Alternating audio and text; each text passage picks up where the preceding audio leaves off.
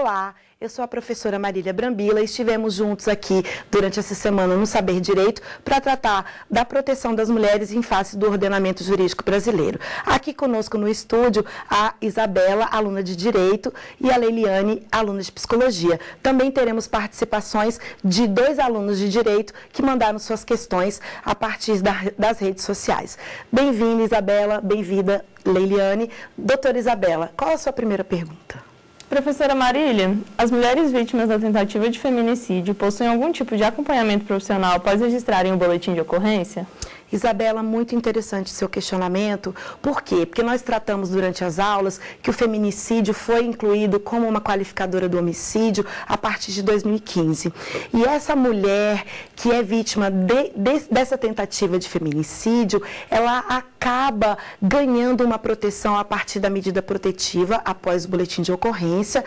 Ela solicita ou até mesmo o juiz de ofício poderá conceder essa proteção na medida protetiva já na vara do tribunal do júri, e ela sim, ela vai ser acompanhada, vai ser encaminhada tanto por órgãos da rede de proteção, quanto também pelo próprio Poder Judiciário, que tem um sistema de acompanhamento de psicossocial, e aí em vários estados a gente tem vários nomes, Serave, Sejuv, depende do estado, mas existe sim dentro do Poder Judiciário um acompanhamento psicológico dessa mulher, não só vítima de tentativa de feminicídio, mas vítima de violência doméstica e familiar como um todo. Agora nós vamos assistir a pergunta do aluno Vinícius, de Salvador. Olá, meu nome é Vinícius, eu sou aluno do 10º semestre do curso de Direito do Centro Universitário Jorge Amado, em Salvador. Eu pretendo seguir a carreira de advogado e sei da importância do direito penal nessa trajetória. Sendo assim, gostaria de perguntar à professora de que modo se dá a proteção às agressões psicológicas sofridas diante de questão de gênero no âmbito da Lei Maria da Penha. Vinícius, essa pergunta, ela versa sobre um assunto muito delicado, que é a perspectiva da violência psicológica prevista na Lei Maria da Penha. Então, ao longo dessa semana, nós trabalhamos a questão constitucional, os princípios, e na última aula nós falamos especialmente dessa violência psicológica, a forma com que o agressor subroga, humilha essa vítima. Então, esse tratamento, esse acompanhamento dessa equipe multidisciplinar, e que essa vítima pode obter do Estado. Nós temos aí a Casa da Mulher Brasileira, nós temos programas nacionais de assistência como Provítima, e essa mulher pode sim procurar e ser encaminhada para esse tratamento psicológico. Realmente a violência psicológica é muito grave, geralmente dentro do ciclo da violência ela é a primeira que se manifesta do agressor em relação a essa vítima. Agora vamos passar à doutora Leilane. Professora Marília, de que forma o direito em diálogo com a psicologia podem trabalhar a fim de promover um acompanhamento psicológico que de fato promova um bem-estar e saúde mental das mulheres? Essa pergunta acaba complementando a pergunta do Vinícius, né? O que se dá a partir dessa rede de proteção que submete, que ajuda, que aconselha essa mulher vítima de violência doméstica e familiar? Justamente esse diálogo, essa interdisciplinariedade entre as técnicas, os critérios psicológicos de atendimento e a utilização do direito para a proteção dessa mulher vítima. Então, a rede é formada por uma série de profissionais. Então, você tem acompanhamento psicológico, você tem essa interlocução.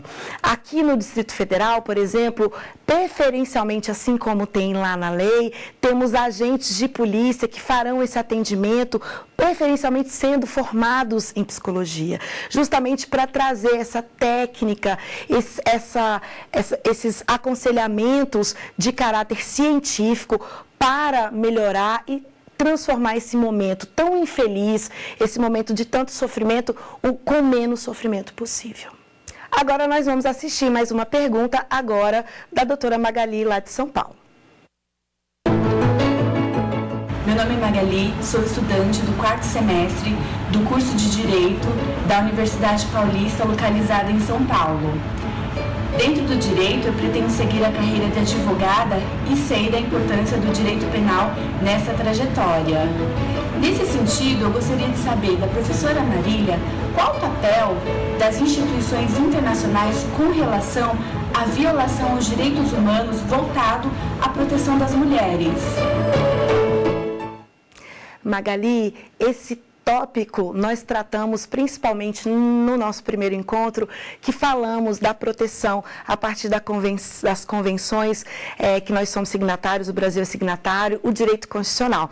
É muito relevante tocar nesse aspecto, por quê? Porque nós temos no Brasil a representação da ONU Mulher, em praticamente todos os estados da federação, que acabam coletando esses dados, acabam fazendo esse aconselhamento e encaminhando essa mulher a proteção, à rede de proteção e até mesmo às defensorias públicas e a rede de apoio. E o que vai acontecer, Magali? Internacionalmente, como eu falei na primeira aula, nós tivemos aí o caso emblemático da Maria da Penha, que foi um julgamento da Corte Interamericana de Direitos Humanos, fazendo com que o Brasil cumprisse uma obrigação internacional de trazer dentro do ordenamento jurídico uma lei específica de proteção das mulheres e também reparar o dano daquela mulher que não teve o seu direito garantido dentro do Brasil. Então, é interessante que nós temos, sim, a proteção de várias instituições que vão tratar, e aqui no Brasil, internacionalmente, a ONU Mulher,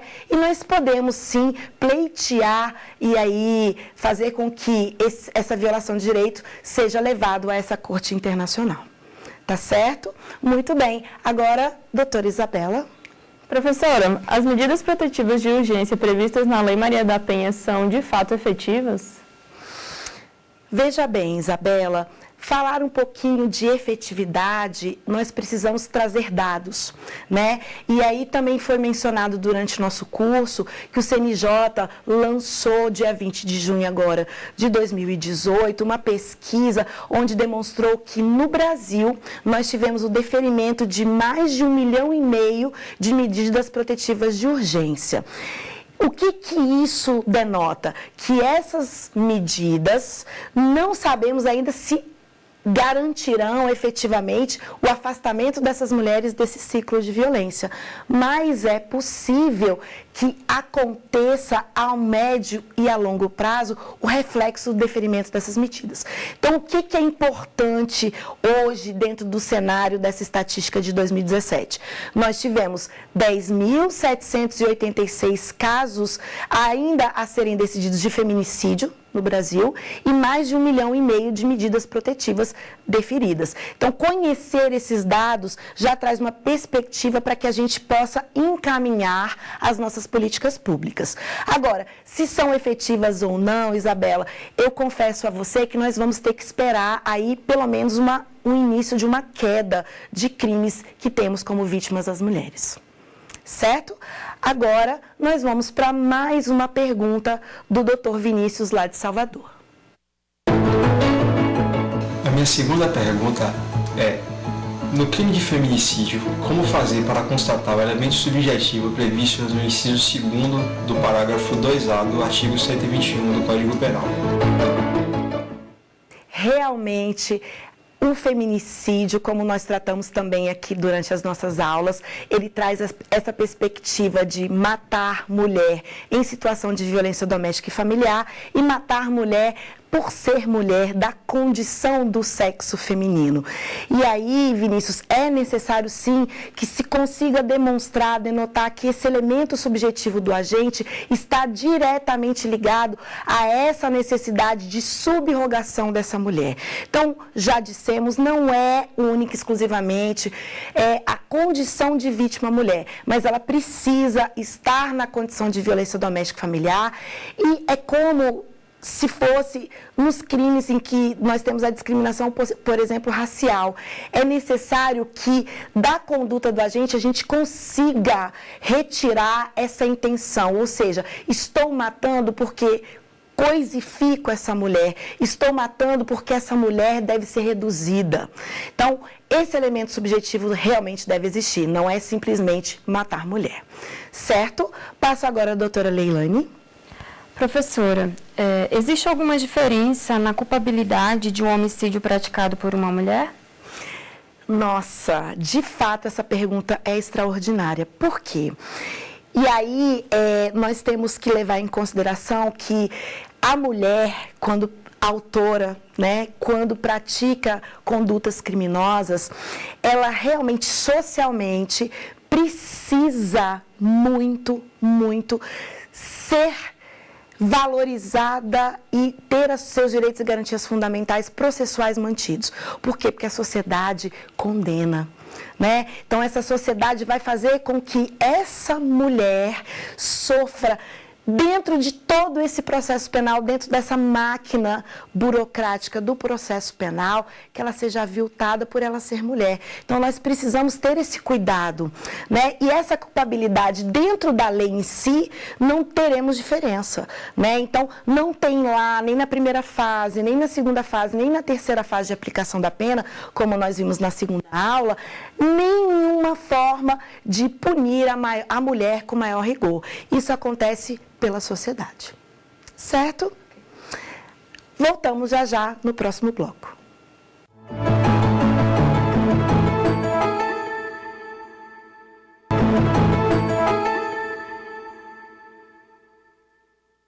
Olá, estamos de volta com as nossas alunas aqui, a Isabela, aluna de Direito, a doutora Leiliane, aluna de Psicologia, e nossos colegas que contribuíram pelas redes sociais, o Vinícius e a Magali. Muito bem, vamos escutar mais uma pergunta da doutora Magali. A minha dúvida seguinte é se a Lei Maria da Penha garante serviços de proteção às mulheres ameaçadas. Muito bem, Magali. Lá no artigo 10A da Lei Maria da Penha, nós vamos ter uma série de procedimentos a serem seguidos para a proteção dessa mulher. Então, o encaminhamento, a prova pericial, ou seja, ela vai ser levada até o IML em caso de lesão corporal. Se vier a ser vítima de um crime contra a dignidade sexual, ela poderá também ser encaminhada ao tratamento médico hospitalar numa unidade de saúde pública. Ou seja, toda essa multi-equipe estará à sua disposição. É claro que nós não temos em todas as unidades, em todos os municípios do país, ainda essa rede que funcione efetivamente. Mas essa é uma meta, é uma próxima perspectiva de implementação das políticas públicas. Doutora Isabela. Professora, qual a implicação da mulher facilitar o descumprimento de medidas protetivas pelo homem? Isabela, isso é uma questão muito interessante também. Por quê? Porque essa mulher, quando ela é uma mulher vítima, ela é vulnerável, muitas vezes ela ainda não se compreendeu como vítima. E aí, nesse passo dela ainda não se entender como vítima, ela poderá realmente facilitar uma reaproximação, facilitar com que aquele agressor volte a falar com ela. O que deve acontecer? Pode acontecer do juiz, a pedido dessa vítima de uma revogação de medida protetiva, determinar uma audiência de justificação para saber o que está acontecendo, se realmente ela compreende que ela tem direito a essa proteção, mas que ela pretende se reconciliar, né, buscar um acompanhamento para o casal. De fato, ser sancionada não configura o crime de desobediência.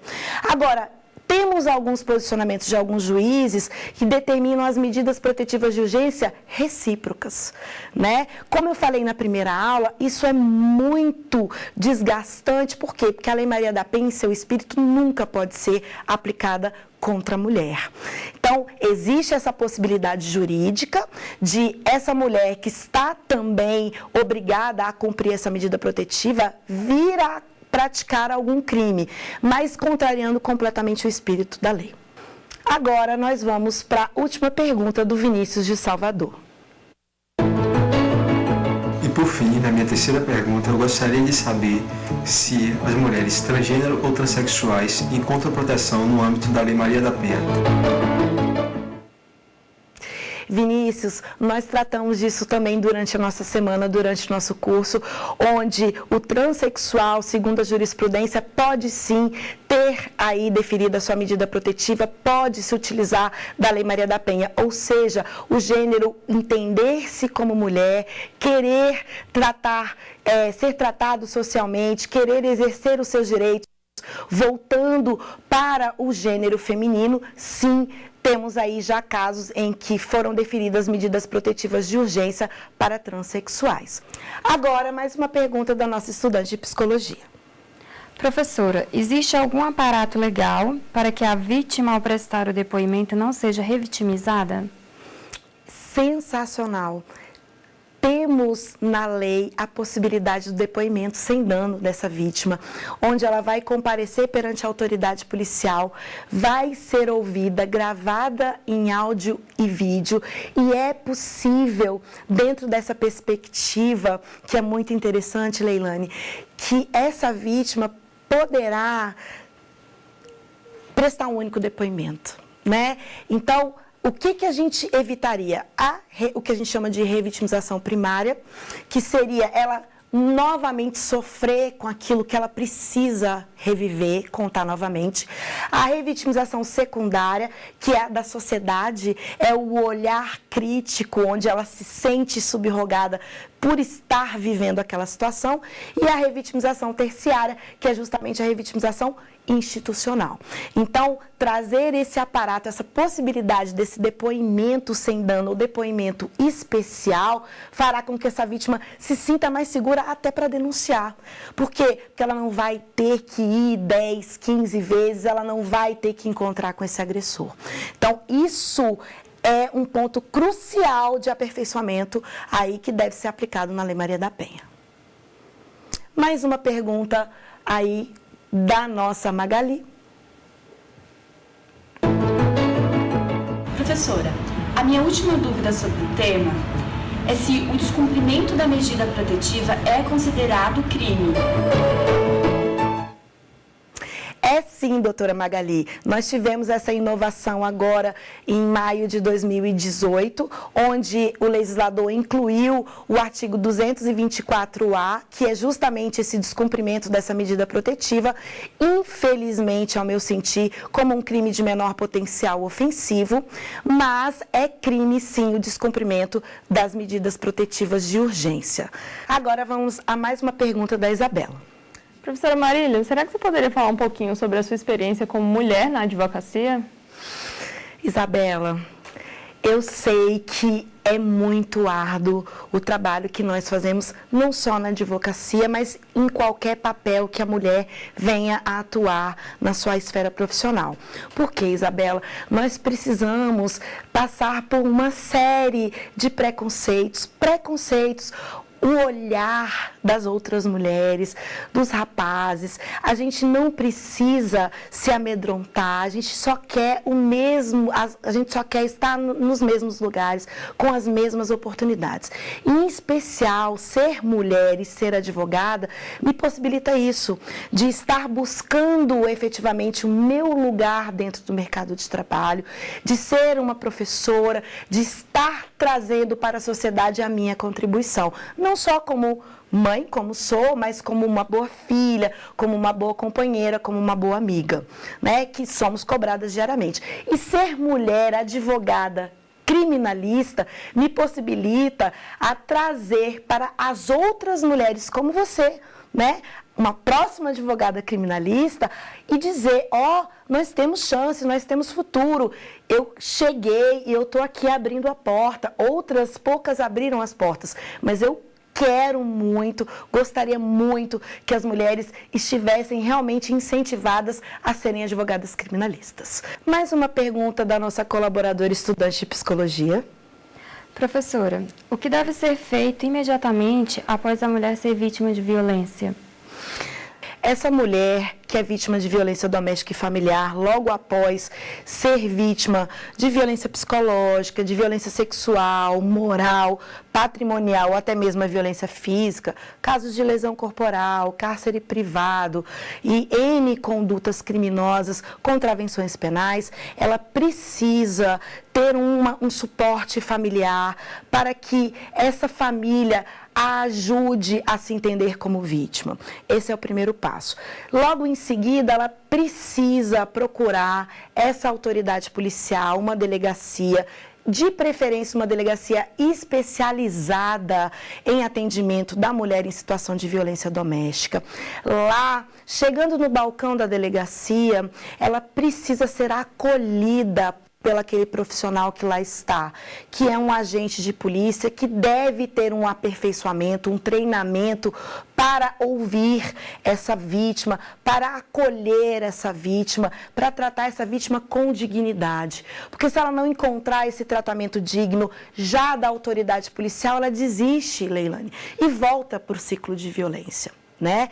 E aí, depois desse primeiro acolhimento, ela deve efetivamente narrar a sua história, contar para a autoridade policial, ou seja, o delegado de polícia, qual tipo de violência ela vem sofrendo. O delegado vai encaminhar aí os pedidos respectivos das medidas protetivas de urgência, pode até levar essa vítima até sua residência para retirar os seus pertences, né? Então, são uma série de medidas para fazer com que aquela vítima entenda que o Estado está ali para protegê-la, né? Então, o mais importante, ao meu sentir, principalmente em relação à condição psicológica dessa vítima, é que ela se sinta encorajada a sair desse ciclo, né? Então, por isso que nós tratamos de várias formas de empoderamento dessa mulher, dizer a ela, existe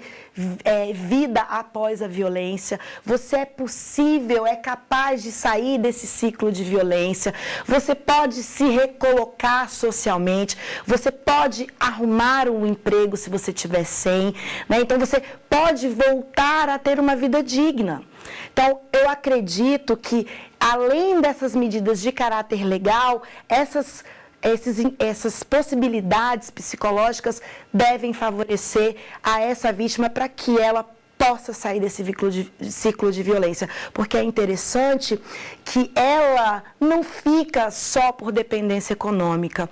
Um dos maiores problemas dessa vítima não conseguir sair desse ciclo é a dependência emocional, né? Ela se sente ligada aos filhos, aquela sensação de que a sociedade não vai querer mais tê-la, acolhê-la, por ela não estar mais fazendo parte de uma família. Mas isso não é verdade, né? Nós temos milhares de famílias nesse país que são formadas pelas mulheres sozinhas ou por mulheres acompanhadas de seus filhos. Isso é uma escolha da mulher. Então, o mais importante é fazer ela compreender que ela é vítima, acolhê-la, mostrar o caminho de atendimento psicológico e o caminho jurídico e, no final, eu acredito que exista, sim, a possibilidade de continuar, de seguir a vida. A mulher precisa de dignidade. E agora, vamos passar à última pergunta da Isabela. Professora Marília, qual o papel do homem na defesa dos direitos das mulheres? Isabela, para finalizar, não tinha pergunta mais estratégica para finalizar essa nossa semana que tratamos da proteção do direito em face dos direitos das mulheres. Homens precisam entender que as mulheres, nesse momento social e histórico, precisam dessa ação afirmativa para protegê-las da vulnerabilidade em que elas se encontram. São ações transitórias. A meta a longo prazo é que não precisemos mais da Lei Maria da Penha. Eu costumo dizer que o maior sonho daqueles que trabalham com essa lei é que ela seja revogada pela sua desnecessidade. Então, o que o homem pode fazer? O homem pode compreender que a mulher é um ser humano dotado de todos os seus direitos e garantias fundamentais e que ela não é uma coisa e que ela precisa ser respeitada. Então, isso vem de casa, isso vem do respeito com a família, com a mãe, com as irmãs, com a vizinha. Isso é do ser humano, é do homem e das mulheres também. Precisamos nos respeitar mais, olhar para o outro com respeito e acreditando que aquele outro é um ser digno. Tá certo? Muito bem. Depois dessa semana espetacular, fantástica, só tenho eu, Marília Brambila, professora e advogada, a agradecer hoje as nossas convidadas, a Isabela, a Leilane, o Vinícius, a Magali e sem palavras para dizer que essa equipe da TV Justiça é fenomenal. Me sinto aqui muito acolhida e digo: que semana, que dia! Vamos, mulheres, vamos, homens, lutar para um dia a Lei Maria da Penha não precisar mais existir. Esse é o meu recado, agradeço muito a todos e desejo a todos um ótimo final de semana. Gostou das aulas? Qual o tema que você quer assistir aqui? Mande sua sugestão para o nosso e-mail saberdireito@stf.jus.br ou para o WhatsApp da TV Justiça. O número é este aí que aparece na tela. Você pode ainda estudar pela internet. É fácil, é só acessar tvjustiça.jus.br.